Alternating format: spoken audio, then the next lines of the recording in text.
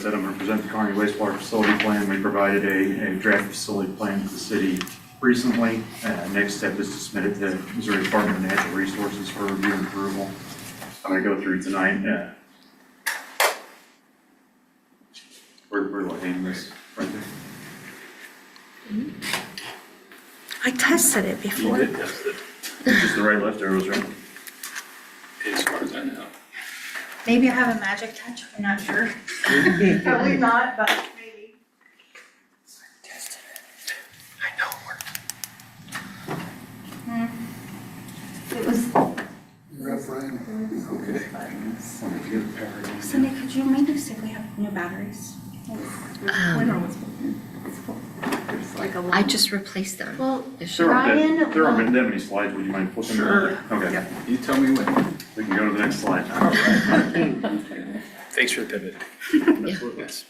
So an overview, I'm gonna, and this is going to be a general overview of the improvements. I'm not gonna dive deep into technical details unless any of you want to. I'm prepared to, but I plan to give a general overview. I don't expect you guys to be experts. I don't want to on dive wastewater. deep into anything with pictures of like what's on the screen actually, so go ahead. That's how finished was. So I'll provide an overview of the projected population growth, flows and loadings, the alternatives that we evaluated, our recommendations, and then at the end, the estimated project cost and the schedule. So the projected population, we looked at the past population growth for the city of Kearney for the last 10 or 15 years. It's been about 2.25%. We reviewed the comprehensive plan that was put together in 2016. The city of Kearney looked at 3 different growths for consideration. They decided to move forward with, I believe it's 2.75% of what the comprehensive plan was based on. We have a 30-year planning period for the facility plan.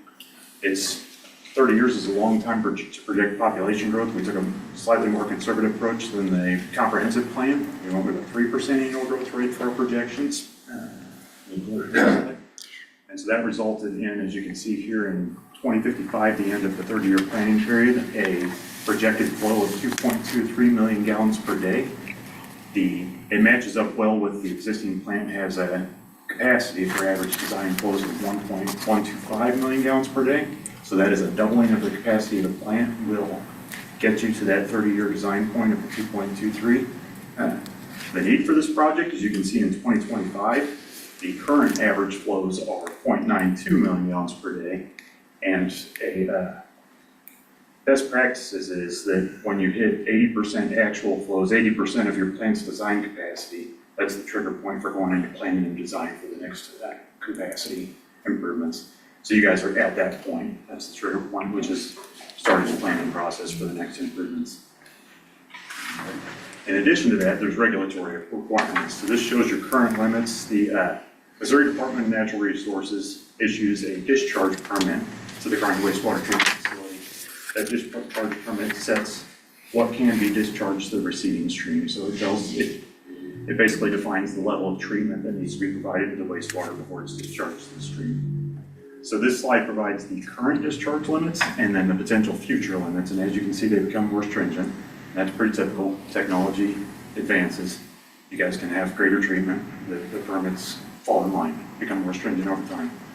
The last 2 rows show nutrient removal. Currently, the plant just monitors nutrients. In the future, there will be limits.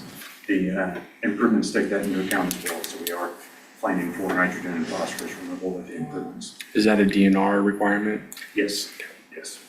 It's not currently in the permit, but It will within be. the planning period. Sure. So the existing facility is the collection system, which that's exactly what it sounds like. It's a wastewater collection system. It conveys all the flow from houses, industries, commercial areas. It conveys all the flow down to the wastewater treatment plant. Lift stations, those are just pump stations for if the topography doesn't allow gravity flow. I mean, ideally, you want to get it all there by gravity. It's reliable, it's free. Yeah. But topography doesn't always allow, so you do have to have pump stations. You guys have 5 pump stations in your system to pump over hills or areas that you can't put in gravity sewer, and that's what the force mains are. Those are the lines coming from the pump stations. And typically those discharge somewhat into gravity sewers once they can be conveyed back gravity to the wastewater treatment facility. So your existing wastewater plant is what's called a conventional activated sludge process is what the treatment process is. It's pretty common for municipal plants across the country. We are recommending an intensified process, and we'll get into that in a later slide, but it's due to the footprint that's available at the plant. If you were to expand the existing process, it would just take too much additional volume to double the capacity. Keep going. There's a number of alternatives that are required to be evaluated. That's the top 3 bullets. With the funding that we are lining up for this project, it's Clean Water State Revolving Funds. We have to look at a no action alternative, no discharge alternative, and a regionalization alternative. Those were evaluated. They weren't feasible. The no action alternative, you guys are at the flow point where you need an increase in capacity. They're going to have future more stringent regulatory requirements that require improvements as well. So no action wasn't a feasible alternative. No discharge would require a large acreage to irrigate in lieu of discharging to the stream. We determined how many acres that would take. It's not economically feasible.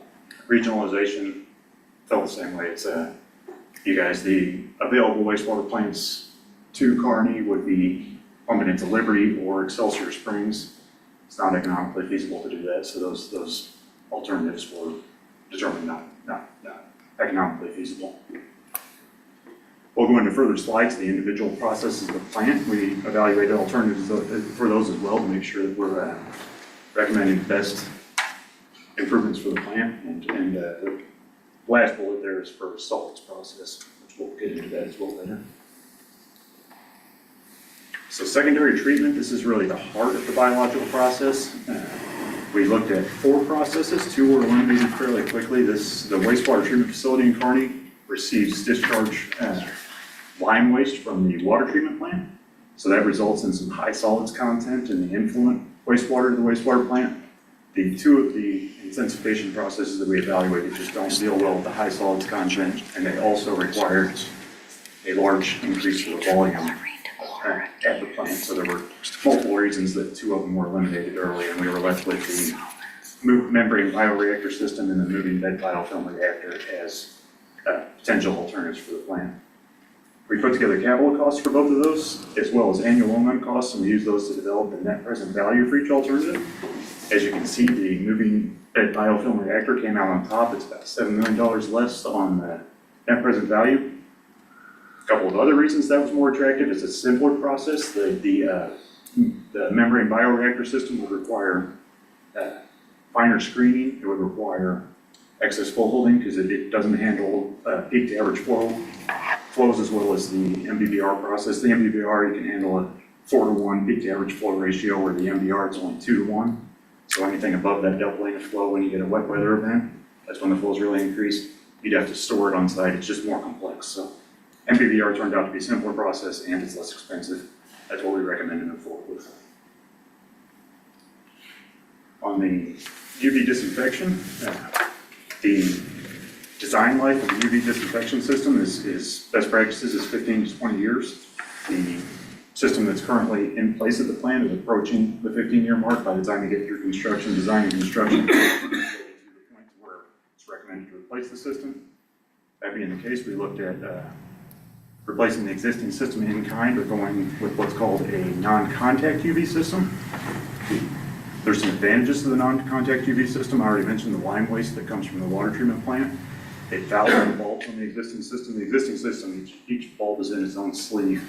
Wastewater flows past it, and it. Yeah, because right now the bulbs are submerged and it passes through the bulbs, right? Correct. The bulbs are in sleeves, but the sleeves are getting fouled. They're getting some lime residual on them. And you've got submerged electronics too, so the system lives a pretty hard life. But the existing system also requires a downstream level control, which also weighs into the options here because the downstream level control, the weir elevation, is below the 100-year flood elevation. So if we stayed with the existing system, we need an effluent pump station, where the non-contact UV system does not require the downstream level control. So not only is it better suited for the higher solids, you also don't need an effluent pump station. So it was the recommended alternative with the improvements. So would that process stay in the current headworks building? It's actually a standalone facility. Your existing UV facility would be repurposed to a chemical feed building. You're gonna need that for phosphorus removal anyway, and a new UV facility would be constructed. So instead of constructing a new chemical feed facility, you construct a new UV facility and repurpose your existing UV facility. You read my mind because that facility is only about 5 years old, so I was just Yeah, curious. Yeah, It would be reused and it would, it's the right size footprint, it would serve well as a chemical Okay. feed building. But yeah, the hydraulics of the plant are really what drive the need for, if we change UV technology, that's what drives the need for a new facility. Okay. It's just the channel requirements and hydraulic profile. So the collection system, the improvements there consist of reducing inflow and infiltration. That is, so I guess the simplest way to describe it, there's two systems. You've got your stormwater collection system and your sanitary sewer collection system. The two are not supposed to be combined. But the inflow part of inflow and infiltration are direct connections to your sanitary sewer system that shouldn't be there. That could be downspouts from people's houses, foundation drains, or direct connections from the storm sewer system. That's the inflow part. The infiltration part is defects in your sanitary sewer system, leaking pipes, leaking manholes, anywhere where groundwater gets into the system. So those are the two parts of the inflow and infiltration. The improvements are to address those. So any illicit connections, if you guys do find downspouts or anything, those will be removed, of course. But then the bigger thing is the defects in the system. So if there's pipes that are leaking, manholes that are leaking, there's lining systems that could be put in place to seal those up, tighten the system up. As you tighten that up and you keep groundwater out, you don't have as high of treatment needs, high of capacity needs at the wastewater plant because you're not conveying flow that doesn't need to be treated. So that's really the driver for those improvements. You've already done phase one of this where you're inspecting the system and identifying needs. What's proposed with these improvements is to continue that plan and to address the areas of the system where it's needed.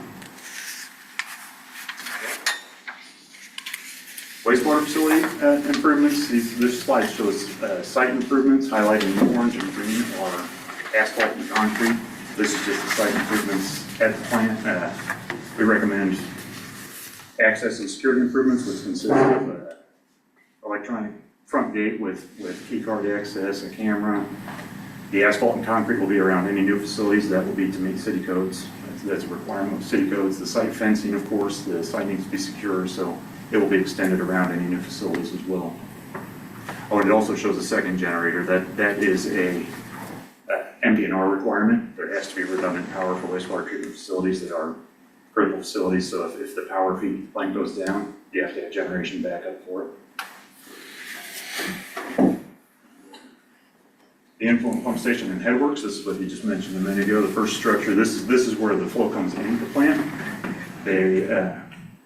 The peak flow, now I mentioned that we're going to increase the capacity to 2.25 MGD. The peak flow will be 9 MGD. So in order to do that, this station was originally designed so the capacity could be increased. You'll see two dashed rectangles. Those are empty spots that were provided when this facility was constructed. So it's just a matter of dropping in 2 pumps at this facility. There are some other miscellaneous improvements. As you guys can imagine, raw wastewater coming in. It's a pretty harsh environment, it's pretty corrosive, so there's some pipes that need to be recoated, there's some conduit supports outside that it's a really high H2S area, so we're gonna also address any surface deterioration and stuff, but that's just miscellaneous items. For the most part, it's just 2 new pumps at this facility. In addition, you can see in that image, there is a portable ladder that they have to use to access some process equipment inside, so part of the improvements include better, safer access to that equipment, a permanent ladder with a platform, so they're not using a portable ladder to get up there.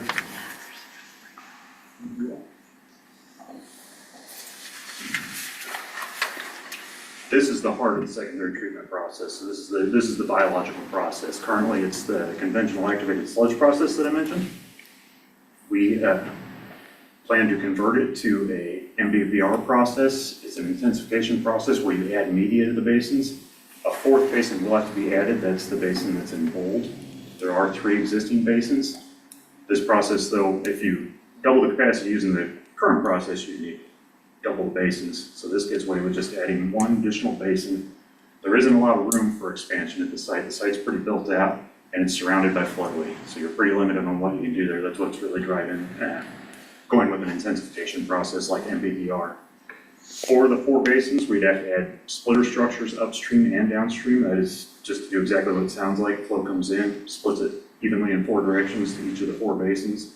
And then on the downstream side, takes the flow, combines it, and then splits it evenly to the 2 clarifiers where the solids are settled out.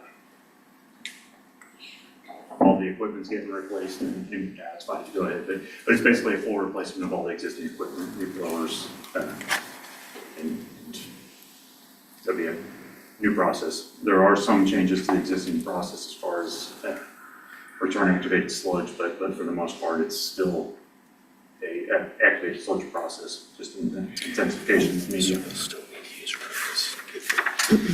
UV disinfection and chemical feed, we did touch on this. The building that is labeled chem feed there is the existing UV disinfection building. That would be repurposed to a chemical feed building, and then a new UV building would be constructed. Again, it's planned to use non-contact UV system, so it's something that won't foul as easily with the lime waste that's in the wastewater. It's a tube that the flow goes through, and the bulbs are outside of the tube, so it's not in the wastewater. Whereas what you have right now is that each tube has its individual casing around it, and all the wastewater flows past it, so it's a lot less surface area for that lime waste to build up on, and it's a lot easier to maintain and keep clean. In addition, the benefit of it is as the flow drops, the bulbs around it can be turned off, so you can turn whatever bulbs on you need.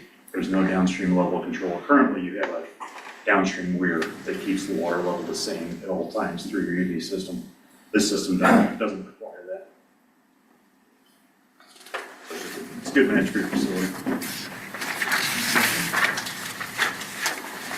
Now we're getting into the solids treatment. The plant currently does not have adequate capacity for solids treatment.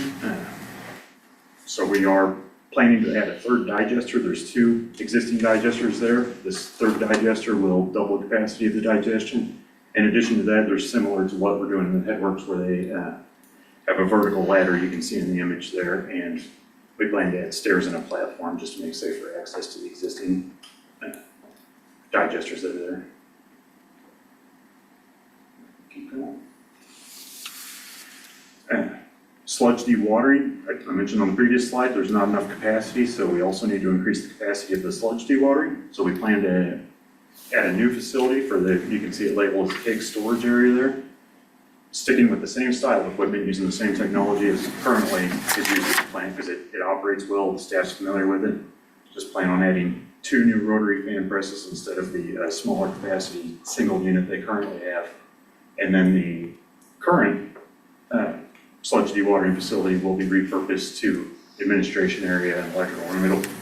A large footprint of it is the electrical room, because there's going to be a lot of blowers that'll be for the drives, the variable frequency drives, the pump drives. There's a lot of electrical components involved with the wastewater plant, and then provide a larger shower and restroom area and locker area. Right now they've got a pretty small area you can see at the end of the stairs there, and then this will also give them a dedicated laboratory. Currently the laboratory doubles as an office area, and there really should be a dedicated laboratory area with separate office and administration areas. So all of that will be accomplished with the repurposing of the existing dewatering area. The new cake storage will be a pre-engineered metal building on slab. So it's not a complicated building, it's mostly just to house dewatering equipment. There'll be conveyors in there so that there's the flexibility to convey those solids over and just discharge them into dumpsters, or they can discharge them to that concrete pad that's shown in green there. A hauler can pull up and the conveyors can discharge directly to the hauler.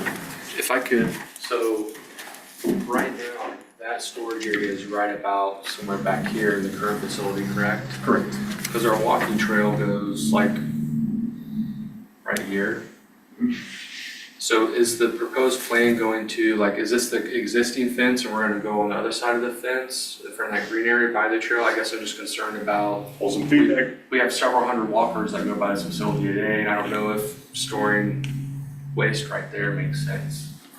Well, and that's a good comment. We actually got some feedback. We reviewed this with Shelley, and I'm not sure you discussed it with, but I know some of the feedback we got was we need to add a buffer area north of that fence line. So there will be an acting system of trees, pines, just a buffer area to provide screening between the wastewater treatment plant and that walking trail.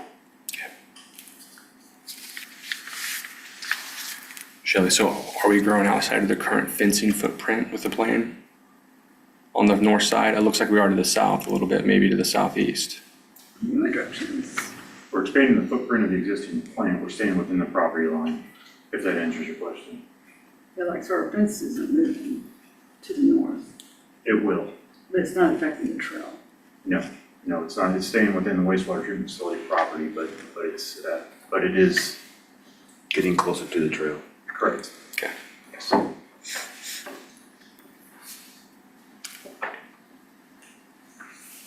then the last slide, the estimated conceptual project cost is $55 million. You guys recently had a bond election, we approved $62.5 million in funding. So that was great news. The project, that does get a little bit of a buffer too, in the way the funding, the state revolving funding that we've already turned in an application for, the way that works, it is a reimbursement process, so you spend what you use. So if the project is indeed $55 million, you're not on the hook for the 62.5 that was approved in bond capacity. Ultimately, the way it works is if the loan closes when the project's awarded, construction phase. As you receive the applications from the contractors, you receive invoices from the engineer, that gets submitted to Missouri Department of Natural Resources. They send you guys the check to pay for those, and so you're using the funding as needed, so it's actual costs. So if it's a favorable, and it's tough to say, we're still a ways away from advertisement and bidding of the project, but if it's a favorable bidding environment, you can come in lower if crazy tariffs or wars or something that makes it not such a great bidding environment, it can come in a little higher. I mean, that's tough to predict, but that's how the funding's set up. And then, No offense, but if you had that crystal ball, you'd probably be making a lot more money somewhere else. I wouldn't be doing this anyway. But there's also a project schedule there too, so you can see that we are 2026, we're sitting in June, July there, so the next steps is for us to submit this facility plan to MDNR. And the bottom Gantt chart there shows the design process, and so it's kind of assumed that the city of Kearney will move forward with design prior to receiving approval of the facility plan, and that's mostly just to meet this project schedule. And you can see if you guys do proceed as anticipated here, we would expect that construction, the improvements would be complete about mid-2030. That takes a lot of time for a large capital improvements project. That's the last slide I've got, so I'm happy to answer any questions or. Only other question I have, Mr. Matt, and thank you again for the presentation. It was extremely helpful for me. With the change in, you mentioned a few changes in the way that our staff currently processes the waste. Are residents going to notice any big difference in scent, smell? I mean, these facilities put off smells and odors, right? We're well aware of that. But is there anything? I guess are we going to notice anything different? Our neighbors down there or anybody that's enjoying our walking trails are going to notice anything different? No, that's a great question. The facilities that create the greatest odors are where we're doing the least amount of improvements to. It's the headworks, your screening and grit removal. Okay. Are where you get the most odors, and all we're doing at the influent pump stations, adding a couple pumps. Your headworks facility isn't very old and it doesn't need any improvements, so you already have the capacity you need. So the existing processes there aren't going to change. Perfect. So if you aren't getting odor complaints now, you shouldn't get them in the future, but that's usually where you get the worst odors. All right. Thank you, Conley. Any other questions from the board? Thanks again for being here. Appreciate you. Thank you.